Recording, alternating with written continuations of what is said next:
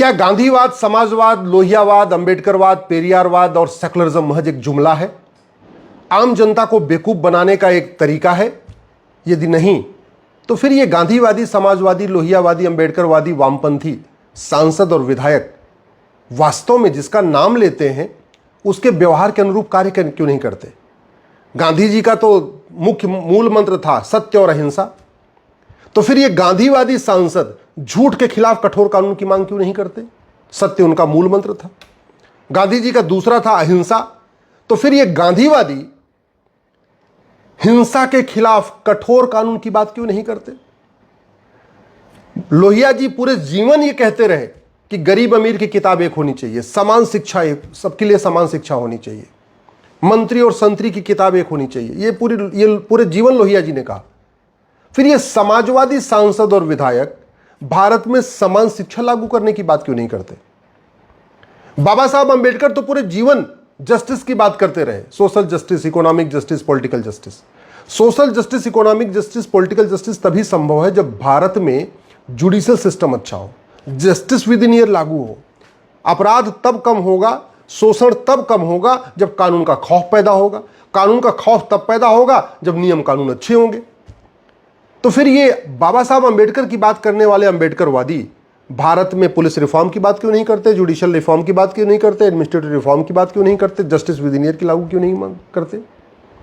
आपने आज तक किसी भी गांधीवादी, समाजवादी, अंबेडकरवादी, लोहियावादी, सेकुलर सांसद, विधायक को घूसखोरी, कमीशनखोरी, दलाली, कटमनी के खिलाफ संसद में आवाज उठाते सुना क्या?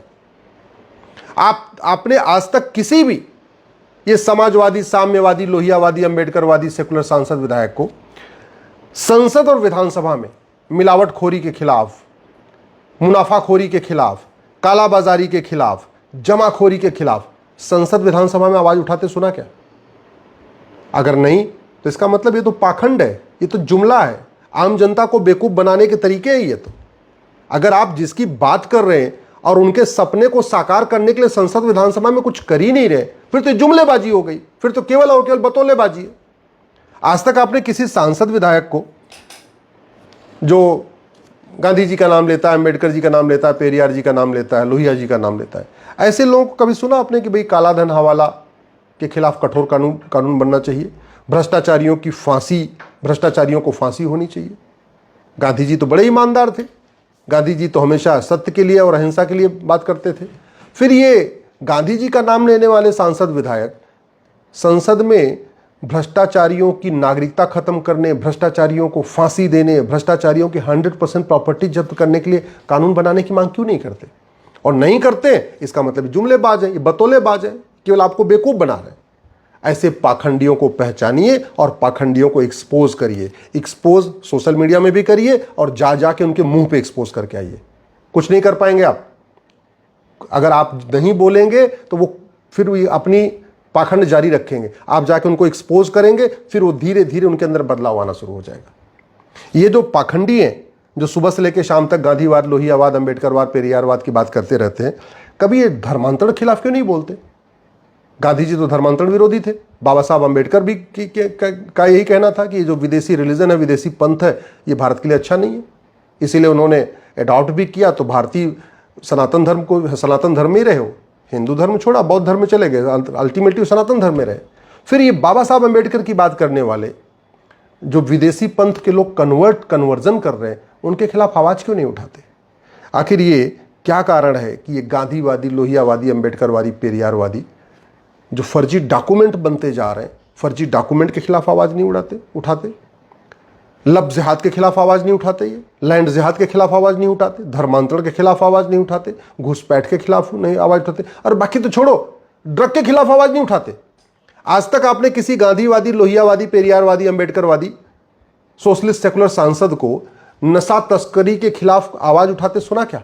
कभी इन्होंने संसद विधानसभा में मांग किया कि नशा तस्करों की प्रॉपर्टी 100% जब्त होनी चाहिए, नशा तस्करों को 6 महीने साल भर के अंदर फांसी होनी चाहिए, नशा तस्करों की नागरिकता खत्म होनी चाहिए? कभी बोला इन्होंने? जबकि नशे से सब परेशान है। नशे से ब्राह्मण भी परेशान, क्षत्रिय भी परेशान, वैश्य भी परेशान, दलित भी परेशान। लाखों परिवार बर्बाद हो चुके हैं। हिंदू के भी परिवार बर्बाद हुए हैं, जैन के भी परिवार बर्बाद हुए, बौद्ध के परिवार भी बर्बाद हुए, सिख के भी परिवार हुए, पूरब के भी परिवार, पश्चिम के भी परिवार, उत्तर के परिवार, दक्षिण के परिवार, मिडिल क्लास भी, अपर क्लास भी, एलिट क्लास भी, लोअर क्लास भी, बीपीएल भी, ईडब्ल्यूएस भी, सबके परिवार बर्बाद होते जा रहे हैं इस ड्रग के कारण। फिर ये सांसद विधायक ड्रग स्मगलर्स को फांसी देने के लिए कानून बनाने की मांग क्यों नहीं कर रहे हैं? इनका narco polygraph brain mapping test करने की मांग क्यों नहीं कर रहे? ये समाजवाद, लोहियावाद, अंबेडकरवाद, पेरियारवाद की बात करने वाले सांसद विधायक, ये जो हमारा सरकारी स्कूल बदहाल है, इसके खिलाफ आवाज क्यों नहीं उठाते? भ्रष्ट और सरकारी स्कूल बदहाल होने का मूल कारण भ्रष्टाचार है, तो भ्रष्टाचार के खिलाफ क्यों नहीं आवाज उठाते? सरकारी स्कूल बदहाल, सरकारी हॉस्पिटल बदहाल, सारी सरकारी सेवाएं बदहाल, इनके खिलाफ ये नियम कानून बदलने की बात क्यों नहीं करते?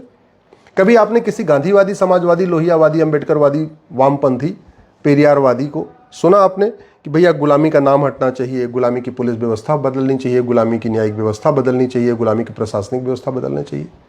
क्यों ये नहीं बोलते भैया थाना भ्रष्टाचार का अड्डा बना हुआ है, इस भ्रष्टाचार के अड्डे को ठीक किया जाए, पुलिस रिफॉर्म किया जाए और थाने को प्राथमिक सुरक्षा केंद्र घोषित किया जाए?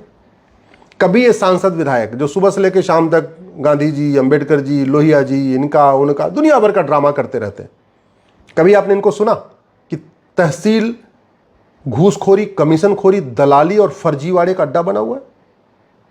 इस तहसील को कैसे प्राथमिक न्याय केंद्र बनाया जाए, प्राइमरी जस्टिस सेंटर बनाया जाए, इस पर कभी इन्होंने चर्चा किया क्या? नहीं। और आप भी इनके जुमलों में फंसे रहते, आप भी इनकी बतौलेबाजी में फंसे रहते, आप भी इनके तू मैं आरोप प्रत्यारोप में फंसे रहते, आप बोलते नहीं है, इसलिए वो कुछ कर ही नहीं रहे। जाइए इन पाखंडियों के घर पे जाइए, पाखंडियों के सीधे उनके मुंह पे बोल के आइए कि अब पाखंड बर्दाश्त नहीं हो रहा है, बहुत हो गया पाखंड। संसद विधानसभा में आवाज उठाइए। हमारा थाना भ्रष्टाचार का अड्डा क्यों है? सिंगापुर और जापान में थाने में भ्रष्टाचार क्यों नहीं है? सीधे उनके मुंह पे पूछ के आइए। जाइए अपने सांसद विधायक से पूछिए कि हमारे यहां न्याय क्यों बिक रहा है, हमारे यहां थानेदार, पेशकार, लेखपाल, पटवारी क्यों लूट रहे हैं, जापान, सिंगापुर में ऐसा क्यों नहीं होता? पूछ के आइए उनसे। अगर फिर वो इधर उधर की बातें करे तो बोले ना ये नहीं, सीधे सीधे आप सवाल का जवाब दीजिए कि भारत में मिलावटखोरी के कारण लाखों लोग मर रहे हैं, इस मिलावटखोरी का क्या इलाज होगा? जब तक 2 करोड़ लोगों को सरकार घर बना के देती है 5 साल में, इस 5 साल में 10 करोड़ बेघर पैदा हो जाते हैं। अपने इस सांसदों विधायकों से पूछ के आइए जनसंख्या नियंत्रण कानून कब बनेगा? अपने सांसदों विधायकों से पूछ के आइए जस्टिस विद इन ईयर कब लागू होगा? अपने सांसदों विधायकों से पूछ के आइए ये गुलामी की टैक्स व्यवस्था कब खत्म होगी? अपने सांसदों विधायकों से पूछ के आइए गुलामी की न्याय व्यवस्था कब खत्म होगी? अपने सांसदों, पाखंडी सांसदों विधायकों से पूछ के आइए कि ये जो गुलामी के नाम चल रहे हैं ये कब हटेंगे, गुलामी के निशान कब हटेंगे? अपने सांसदों विधायकों से पूछिए कि गुलामी की कुरीतियां और गुलामी की कुप्रथाएं कब खत्म होंगी? अपने सांसदों विधायकों से पूछिए कि गुलामी की शिक्षा व्यवस्था कब बदलेगी, भारतीय शिक्षा व्यवस्था कब लागू होगी? भारत में समान शिक्षा थी, राजा दशरथ और सुमंत एक साथ पढ़े थे, कृष्ण और सुदामा, एक गरीब एक अमीर, एक साथ पढ़े थे, भगवान श्री राम और निषाद राज, एक गरीब एक अमीर, एक राज परिवार का एक निषाद परिवार का, एक साथ पढ़े थे। ये व्यवस्था भारत में कब लागू होगी? उनसे पूछ के आइए। अपने सांसदों विधायकों से पूछिए कि संविधान के किस पन्ने में मदरसा लिखा हुआ है, ये मदरसा क्यों चल रहा है? पूछिए अपने सांसद विधायक से। अगर वो पन्ना दिखा दें तो एक बार हमें बताइएगा सोशल मीडिया के माध्यम से, मैं उनको जवाब दूंगा। तो अपने सांसद विधायक से पूछ के आइए ये मजहब के आधार पर नियम कानून कब तक चलेंगे? भारत का संविधान तो कहता है मजहब के आधार पर कोई नियम कानून होना नहीं चाहिए। अपने इन पाखंडी सांसदों विधायकों से पूछ के आइए कि ये मजहब के आधार पे वक्फ बोर्ड और वक्फ ट्रिब्यूनल क्यों चल रहा है? भारत के संविधान में तो वक्फ नाम का शब्द ही नहीं है। अपने सांसद विधायक से पूछ के आइए ये मजहब के आधार पे अल्पसंख्यक मंत्रालय और अल्पसंख्यक आयोग कब तक चलेगा? भारत के संविधान में न माइनॉरिटी डिफाइन है, न माइनॉरिटी कमीशन लिखा हुआ है, न माइनॉरिटी फेमिनिस्टी लिखी हुई है। भारत के अपने सांसद विधायक से बोल जाके कहिए कि 1947 में मजहब के आधार पर विभाजन हुआ था, फिर मजहब के आधार पर लोन क्यों बांटा जा रहा है, मजहब के आधार पर वजीफा क्यों दिया जा रहा है, मजहब के आधार पर कोचिंग क्यों खुल रही है, मजहब के आधार पर स्कूल क्यों चल रहा है, मजहब के आधार पर कॉलेज क्यों चल रहा है, मजहब के आधार पर यूनिवर्सिटी क्यों चल रही है? पूछिए अपने सांसद विधायक से। मैं एक चीज़ आपको बता दूँ, मैं आपको बीमारी बता सकता हूँ, मैं आपको इलाज बता सकता हूँ, दवाई बता सकता हूँ। जैसे डॉक्टर क्या करता है, डॉक्टर के पास आप जाते हैं तो डॉक्टर आपको बातचीत करता है, बातचीत करके आपको क्या समस्या है वो बता देता है और उसके लिए दवाई लिख देता है पर्चे पे। डॉक्टर के पास दवाई होती नहीं है, आपको दवाई जाके कहीं और लेना पड़ता है। तो मैं भी आपको भारत के खतरे बता रहा हूं, उनका अस्थायी समाधान बता रहा हूं।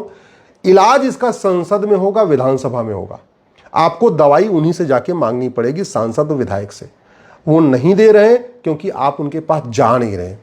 और एक बार जाने पे नहीं दे रहे हैं तो 2 बार जाइए, 3 बार जाइए, 4 बार जाइए, 5 बार जाइए। अपने गूंगे बहरे पाखंडी सांसदों को पकड़िए, उनको जगाइए और ये भी कह के आना कि अगर आप हमारी बात को संसद विधानसभा में आवाज नहीं उठाओगे, अगली बार हम किसी और को चुनेंगे, आपको नहीं चुनेंगे। जब तक आप ये धमकी नहीं देंगे तब तक वो न उनका बहरापन ठीक होगा, न उनका गूंगापन ठीक होगा, न उनका पाखंड ठीक होगा। वो दल गुलाम बने रहेंगे, पार्टियों के गुलाम बने रहेंगे और राष्ट्रहित की बात को संसद विधानसभा में नहीं उठाएंगे।